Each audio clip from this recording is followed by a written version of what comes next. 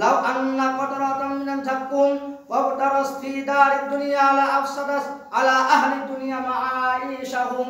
আল্লাহ রাসূল সাল্লাল্লাহু আলাইহি ওয়াসাল্লাম বলেন, লাউ আন্না কতরাতাম মিন যাক্কুম, যদি জাহান্নামে যাক্কুম নামের যে ফলটি রয়েছে, জাহান্নামে যে যাক্কুম নামের যে ফলটি রয়েছে, যে ফলটি রয়েছে জাহান্নামের মধ্যে, এই ফলটি যদি দারুদ দুনিয়া, দুনিয়ার মধ্যে উল্লেখ করা হয়, দুনিয়ার মধ্যে নিক্ষেপ করা হয়, দুনিয়ার মধ্যে ফেলিয়ে দেওয়া হয়, তাহলে আল্লাহ রাসূল বললেন লা আফসাদাস আলা আহলি দুনিয়া মাআইশাহুম, তার যাক্কুম ফলের যে দুর্গন্ধ রয়েছে, এই যাক্কুম ফলের যে দুর্গন্ধটা রয়েছে, এই দুর্গন্ধের যন্ত্রণায় মানুষেরা মেরে মারা যাবে, এমন হতে পারে তার পেট ফেটে তারা মারা যাবে, এরকম তার দুর্গন্ধ।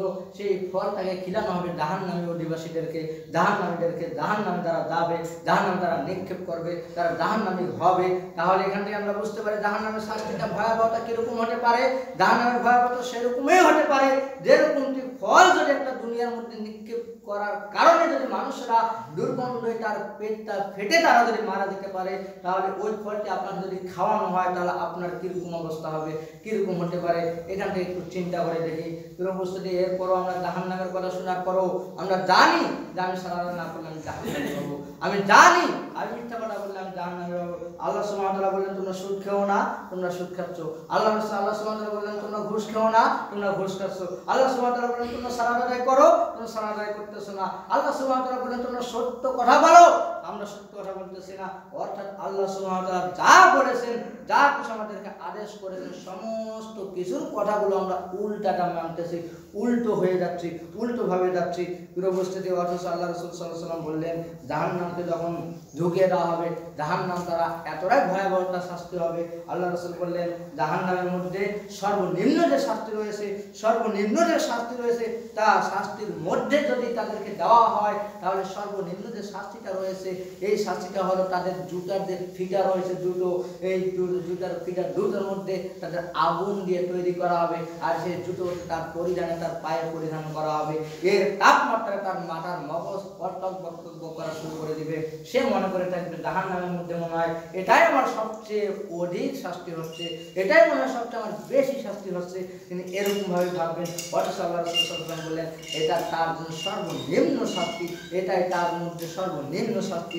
উপস্থিতি এখান থেকে আল্লাহ রাসূল সাল্লাল্লাহু আলাইহি ওয়াসাল্লাম বললেন চলে সর্বনিম্ন শাস্তি যদি তার এরকম হতে পারে তাহলে সর্বোচ্চ শাস্তি তার কিরকম হতে পারে তুমি একবার চিন্তা করে দেখো।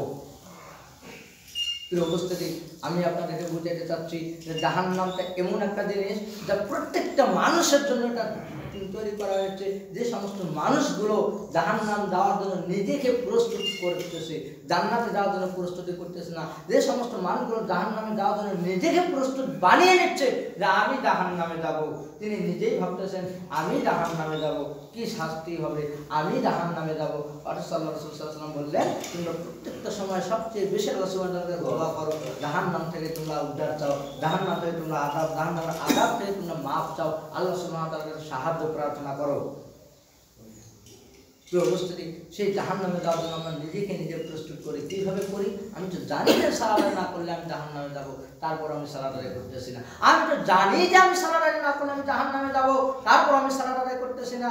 আমি তো জানি যে আমি দাড়ি না রাখলে আমি জাহান্নামে যাব, তারপর আমি দাড়ি রাখতেছি না। আমি তো জানি যে আমি সুদ খেলে ঘুষ খেলে আমি জাহান্নামে যাব, তারপর আমরা সুদ খেতে ঘুষ খাচ্ছি। আমি জানি যে আমি চুরি ব্যবসা করলে আমি জাহান্নামে যাব, তারপর আমরা জাহান্নামে যাচ্ছি।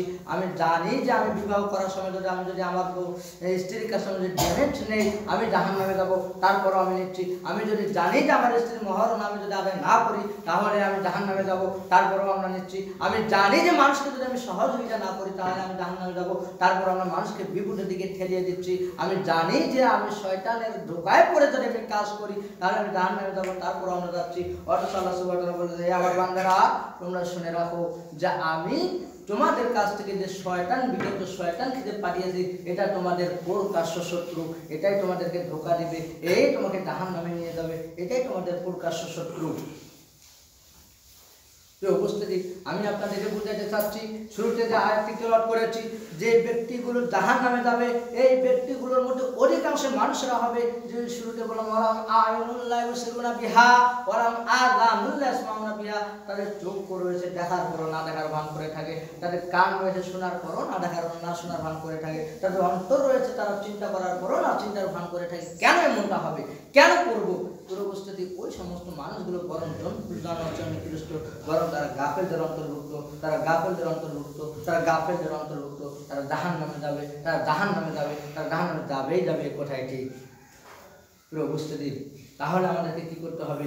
আমাদেরকে সুন্দরভাবে আল্লাহ সুবহানাহু ওয়া তাআলার কাছে দোয়া করতে হবে যেন আমরা আল্লাহ সুবহানাহু ওয়া তাআলার হক করে থেকে যেন আমরা জাহান্নাম থেকে যেন আমরা বিরত থাকতে পারি, জাহান্নাম থেকে যে কাজগুলো করলে জাহান্নামে যাবো এই কাজগুলো না করাই আমাদের চেষ্টা করার দরকার পুরোপুরিভাবে। কিন্তু আমরা চেষ্টা করি যে কাজগুলো করলে আমি জাহান্নামে যাবো এই কাজগুলো করারই আমরা বেশি চেষ্টা করি, তাই না?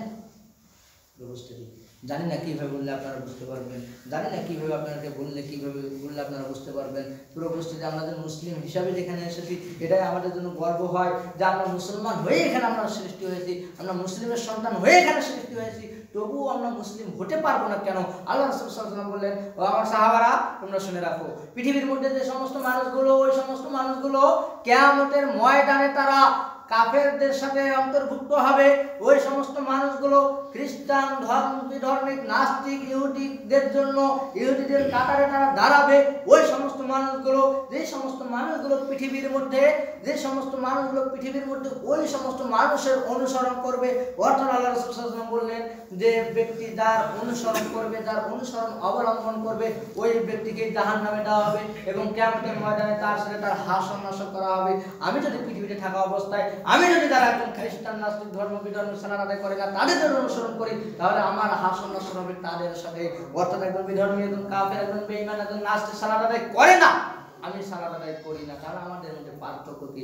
অর্থাৎ আল্লাহ রাসূল সাল্লাল্লাহু আলাইহি ওয়াসাল্লাম বললেন মুসলিম এবং কাফেরদের মধ্যে পার্থক্য হলো সালাত, মুসলিমরা সালাত আদায় করে এবং কাফেররা সালাত আদায় করে না, এই কথাই ঠিক। তাহলে আমাদেরকে তাদের মধ্যে আমাদের মধ্যে পার্থক্যটা কোথায়? আল্লাহ রাসূল সাল্লাল্লাহু আলাইহি ওয়াসাল্লাম বললেন তোমরা যদি ওই ব্যক্তির যদি অনুসরণ করো তাহলে তোমরা ওই ব্যক্তিরই কিয়ামতের ময়দানে তোমাদের অবলম্বন হবে, তাদের সাথে তোমার হাসর নাসর হবে, তাদের সাথে তোমাদের কিয়ামতের ময়দানে তাদের কাতারে দাঁড়াতে হবে। প্রিয় উপস্থিতি, এই পৃথিবীর মধ্যে যে ব্যক্তি যার অনুসরণ করবে কিয়ামতের ময়দানে তার সাথে তার হাসর নাসর হবে।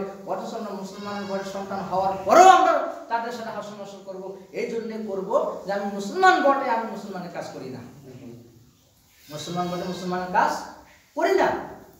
একজন বলছিলেন যে তোমরা যে মুসলমান এটাই তোমাদের জন্য গর্ব হয় যে তুমি একজন মুসলমান। তিনি বললেন আয় আজিজু সামজো, তোমরা এই কথা বোঝো, আয় আজিজু সামজো, মুসলমান হলে বারে বারে নেয়ামত হয়ে তোমরা এই কথাটা বুঝো যে পৃথিবীর মধ্যে যত কিছু রয়েছে, যত মানুষ রয়েছে, সমস্ত কিছুর মধ্যে তোমাদের মধ্যে তুমি যে এটাই তুমি পেয়েছো, অর্থাৎ তুমি যখন মুসলিম হিসেবে পৃথিবীর মধ্যে জন্মগ্রহণ করেছো, তুমি যখন মুসলিম এটাই তোমাদের জন্য অনেক